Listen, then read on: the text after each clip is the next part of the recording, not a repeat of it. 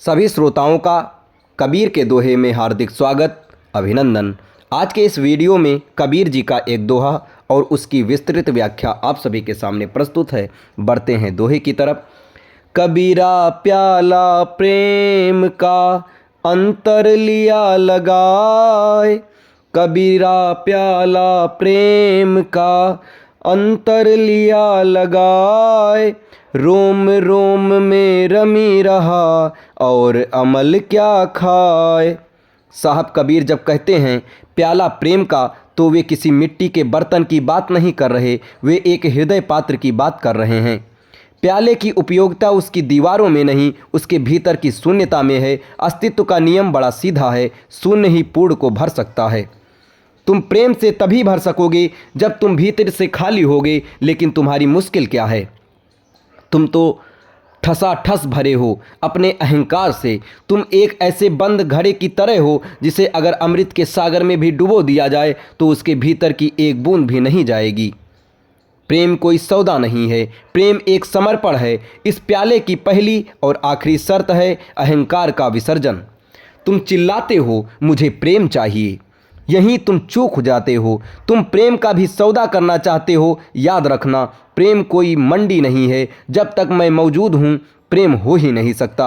मैं और प्रेम कभी साथ नहीं चलते। ये ऐसा ही है जैसे तुम कहो कि मुझे रोशनी भी चाहिए और अंधेरा भी बचाए रखना है। या तो तुम बचोगे या वह अमृत बचेगा।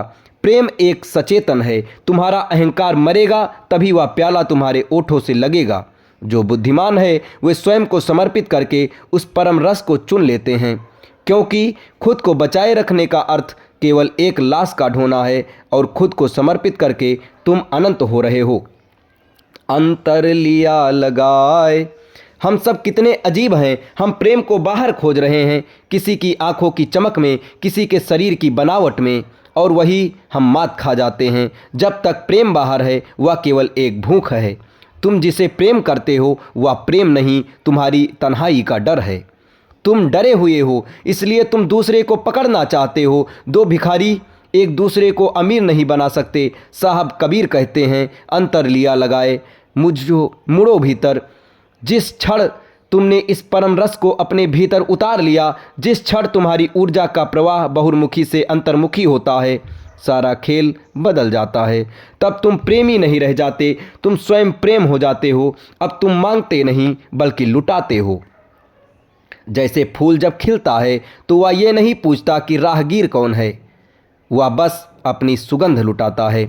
जब तुम भीतर से लबालब भर जाते हो तो तुम्हारी मौजूदगी ही एक आशीर्वाद बन जाती है।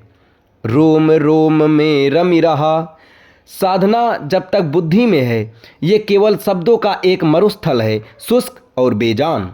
साहब कबीर कहते हैं जब ये रस तुम्हारे खून में, तुम्हारी अस्थियों में, तुम्हारे रग रग में न उतर जाए तब तक समझना सब व्यर्थ है।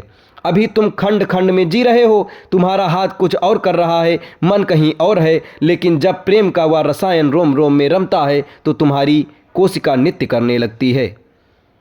तुम अब करता नहीं रहे, तुम केवल एक बांसुरी बन जाते हो जिसके माध्यम से वह परमात्मा अपना संगीत बजाता है। अब तुम्हारी आंखों से वह झांकता है, तुम्हारे हाथों से वह छूता है।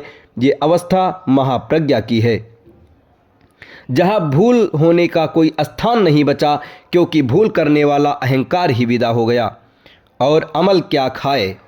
कबीर का ये व्यंग कितना गहरा है। और अमल क्या खाए।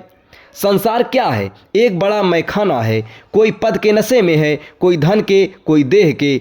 तुम क्यों करते हो? क्योंकि तुम स्वयं को सह नहीं सकते, इसलिए तुम किसी न किसी नशे में डूबना चाहते हो, ताकि थोड़ी ही देर को सही तुम खेद को और खुद को भूल सको।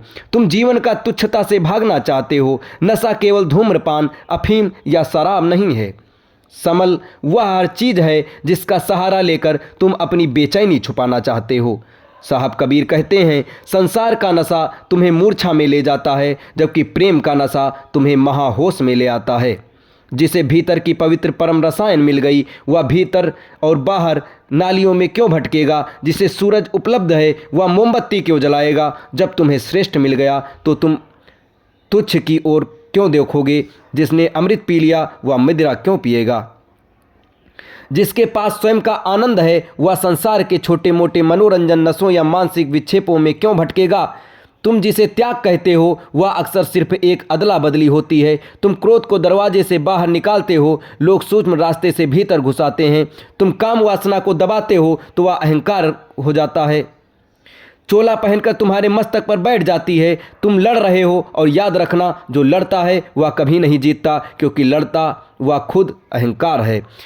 अहंकार कभी अहंकार को नहीं मिटा सकता। प्रेम का मार्ग दमन का नहीं, ये अनुभव और जागने की कला है।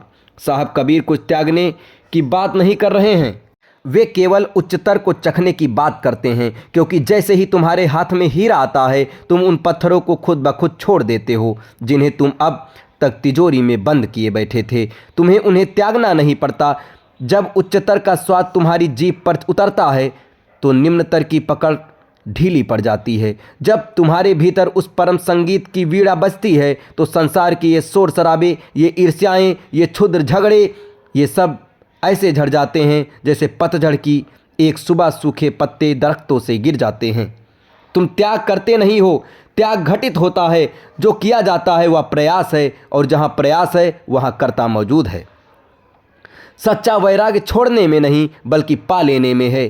तुमने कुछ इतना विराट पा लिया कि अब सब कुछ छोटा हो गया। कबीर का मार्ग दमन का नहीं, अनुभव का उत्सव है। यहाँ त्याग की मजबूरी नहीं बल्कि सत्य की संप्राप्ति है।